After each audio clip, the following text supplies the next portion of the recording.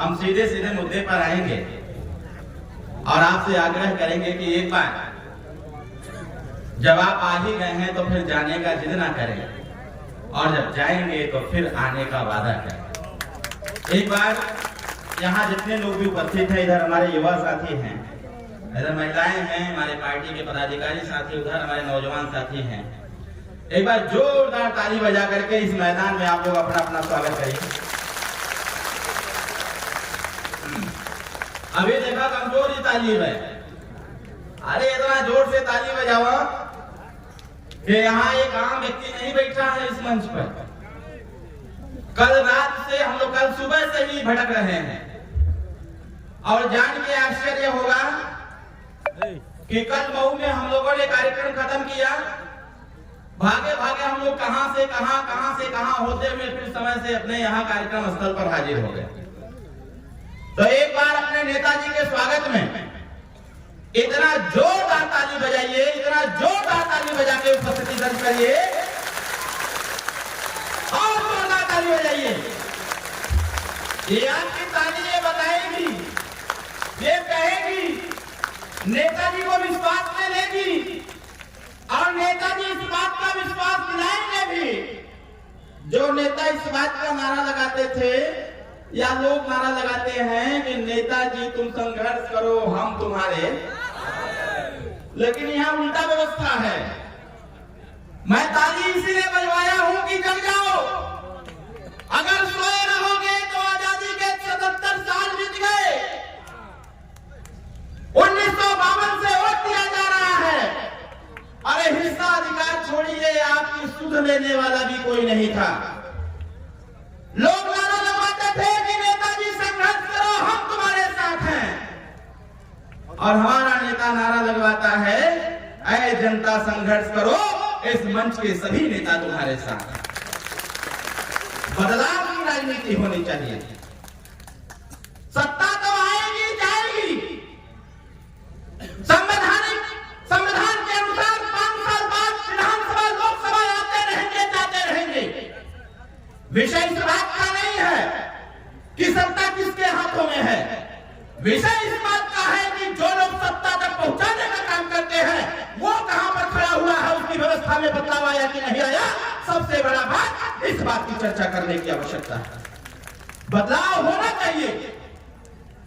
आज जो सपना सजा के रखे हैं अपने बच्चे और बच्चों के कल्याण के लिए, जो आपने सपना सजा के रखा है डॉक्टर भीमराव अंबेडकर के द्वारा दिए गए संविधान को लेकर के अपने न्याय के लिए, जो आपने सपना सजा के रखा हुआ है कि वो भी दिन आएगा कि जब हर समाज का बेटा, हर जाति का बेटा हर नौकरी में पहुंच सकता है तो गरीब का बेटा भी पहुंचना चाहिए। इसी बात की लड़ाई के लिए आपको यहां बुलाया गया और हमारे नेताजी ने कहा बलिया में आकर के, अरे जहां से क्रांति का आगाज हो जाता है, जहां से क्रांति का आगाज हो जाता है वो धरती है बलिया। इस बलिया के लोगों ने जब अंग्रेज लिया तो अंग्रेजों की भी पसीना छूटना चालू हो गया था और वो भी 7 समुद्र पार झटक देने का काम किया था। ऐसा ये धरती है बलिया। आज का कार्यक्रम सांकेतिक कार्यक्रम है।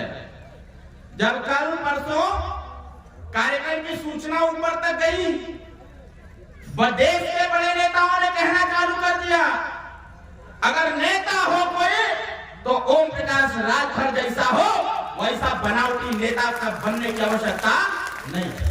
कुल मिला करके साथियों समय कम है और नौजवान साथियों से मैं एक बात जरूर पूछना चाहता हूं।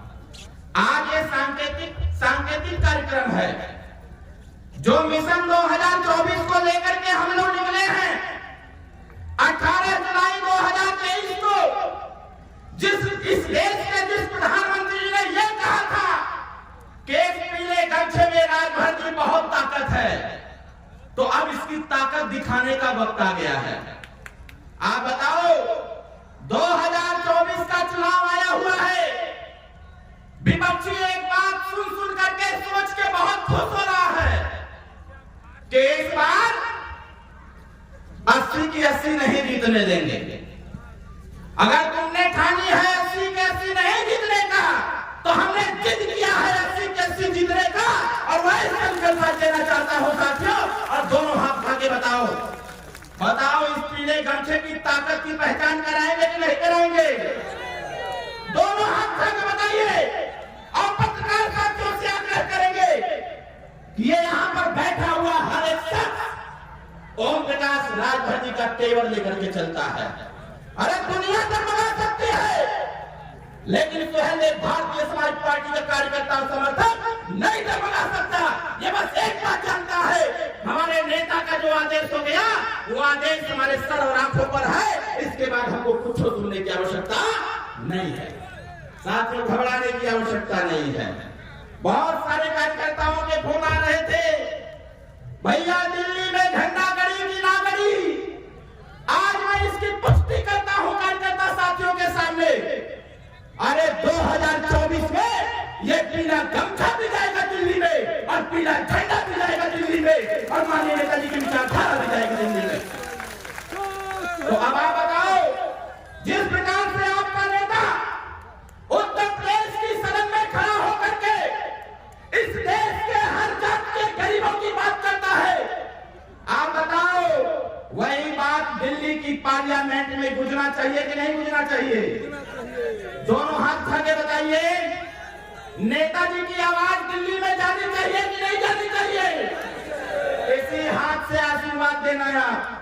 और एक चीज तय करके रखना, जैसे ही युद्ध का आगाज हो जाए अपने बगल की लोकसभा में कूच कर देना साथियों, और जाकर के वहां पर एक एक कार्यकर्ता, एक एक समर्थक, एक एक मतदाता को समझाने का प्रयास करे कि अब गरीबों की आवाज सिर्फ उत्तर प्रदेश नहीं, दिल्ली की पंचायत में भी गूंजेगी और हमारे नेता की विचारधारा सफल होगी। इन्हीं का शब्दों के साथ मैं बहुत बहुत बधाई देते हुए, ढेर सारी शुभकामनाएं देते हुए एक बार पुनः आपका धन्यवाद देता हूं और अपने वाणी को विराम देता हूं।